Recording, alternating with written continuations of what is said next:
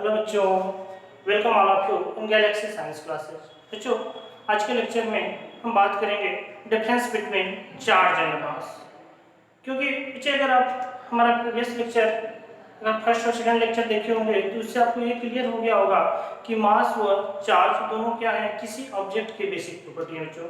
तो आज इन दोनों में डिफरेंस क्या है ये हम लोग क्लियर करने वाले हैं कि इलेक्ट्रिक चार्ज और मास में डिफरेंस क्या है। तो बच्चों, अगर आप इससे पहले वाला लेक्चर अगर आप नहीं देखे हैं तो प्लेलिस्ट में जा करके उस लेक्चर को देख सकते हैं, जिससे इनके बीच आप अच्छे से डिफरेंशिएट कर पाएँ कि चार्ज और मास के बीच डिफरेंस क्या होता है।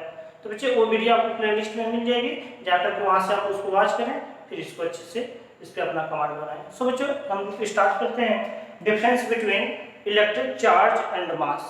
अगर दोनों की बात करें तो तुरंत आपको याद आ गया होगा, फर्स्ट लेक्चर में हम इसको क्लियर किए थे कि प्रीवियस क्लासेस में हम लोग पढ़े थे कि मास था वो क्या था, किसी ऑब्जेक्ट का बेसिक प्रॉपर्टी था। और अभी हमने इलेक्ट्रिसिटी में क्या देखा कि इलेक्ट्रिक चार्ज होता है बच्चों, वो भी क्या होता है आपका बेसिक प्रॉपर्टी ऑफ ऑब्जेक्ट होता है, वो भी क्या होता है फंडामेंटल प्रॉपर्टी होता है बच्चों।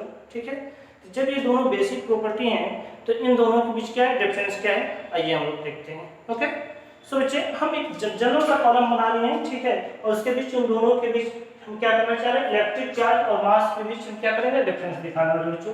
ठीक है, तो आप देख रहे हैं कि ये फर्स्ट बॉक्स है जिसमें हमने इलेक्ट्रिक चार्ज को मेंशन किया है और यहाँ पर हम क्या करें, मास को मेंशन किया बच्चे। ठीक है, अब इनके बीच डिफरेंस क्या हो सकते हैं, तो then you can say there are various difference between both. इनके बीच बहुत सारे डिफरेंस होते हैं, बट बच्चों कुछ जो मेन डिफरेंस होते हैं आइए उनको हम देखते हैं। ठीक है, जो मेन तौर पे किसी को एक्सप्लेन कर सकते हैं या हमें रिक्वायरमेंट होती है किसी भी जनरल बताते हैं, वे कौन कौन से डिफरेंस हैं, आइए उनको हम लोग देखते हैं। तो फर्स्ट डिफरेंस मतलब बच्चों अगर आपको बताना हो किसी को, तो फर्स्ट डिफरेंस में आप बता सकते हैं कि जो इलेक्ट्रिक चार्ज होता है बच्चे ना, इलेक्ट्रिक चार्ज क्या हो सकता है, पॉजिटिव भी हो सकता है, नेगेटिव भी हो सकता है, और क्या होता है बच्चे, जीरो भी हो सकता है। आप कह सकते हैं electric charge may be positive, negative और जीरो। ओके, आप क्या कर सकते हो, इलेक्ट्रिक चार्ज में भी पॉजिटिव, नेगेटिव और जीरो।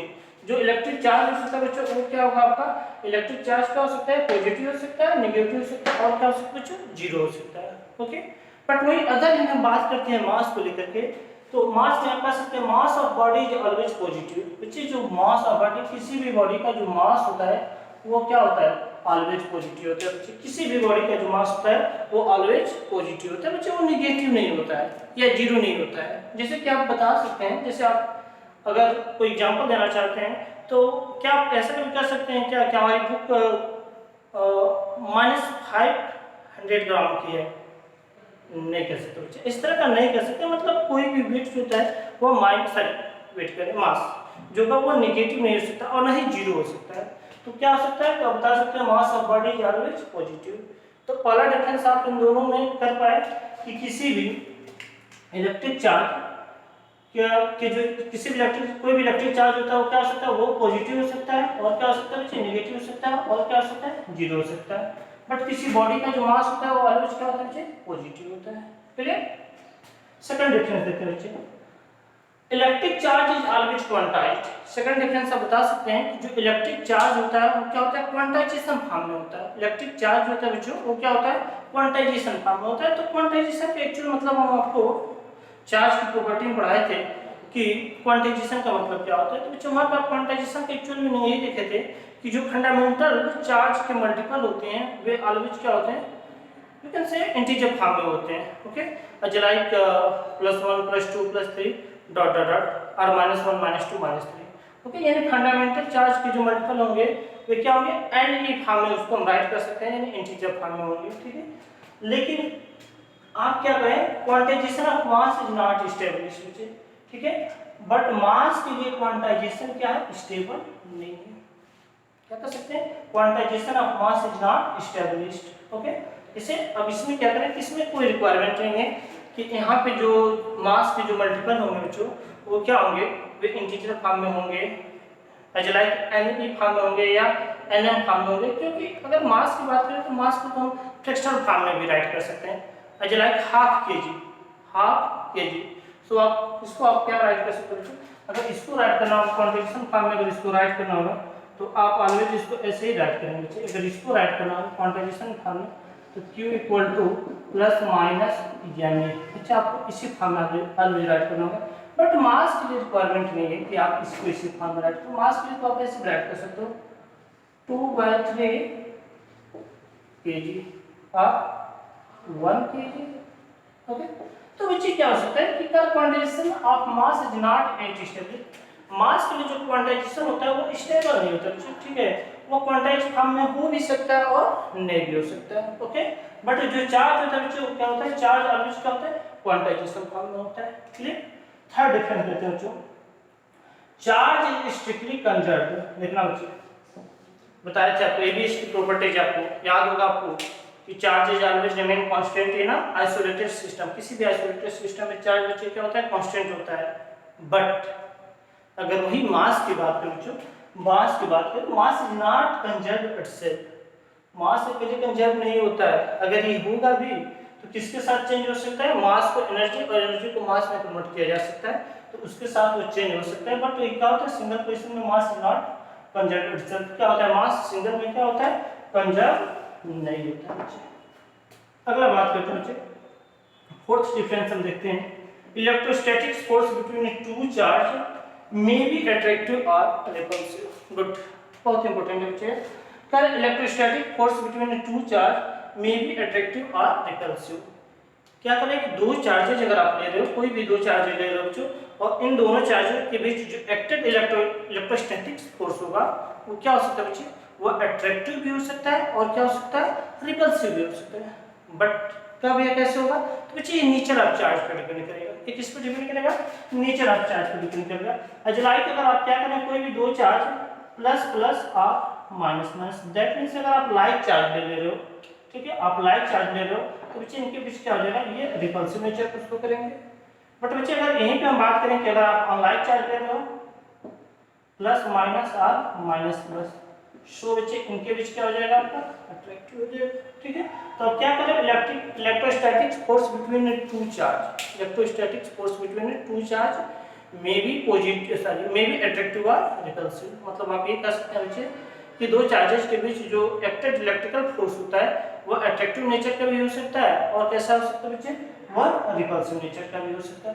बट अगर यही इसके फोर्थ प्रॉपर्टीज की बात करते हैं, इसके फोर्थ प्रॉपर्टीज की बात करें बच्चों, तो आप कह सकते हैं gravitational force between masses are always attractive.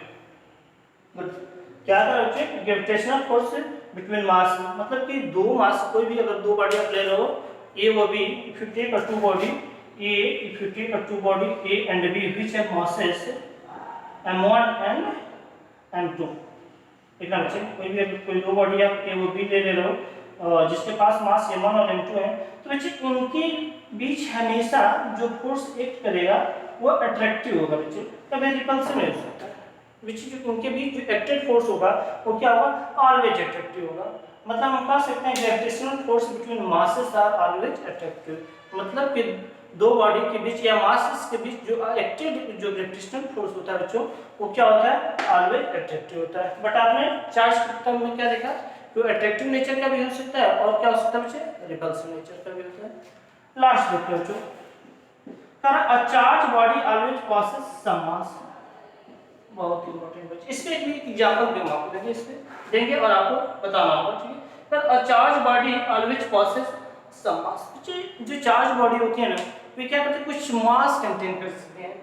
एक चार्ज बॉडी होती है, उनके पास कुछ मास होता है या कुछ मास वो क्या करते हैं, कंटेन करते हैं। बट इसके अदर एंड बात करते हैं, a body possessing mass may not have any net charge. But बच्चे क्या कर रहा है कि यह जरूरी नहीं है कि अगर किसी बॉडी के पास मास है तो उसके पास चार्ज भी होगा।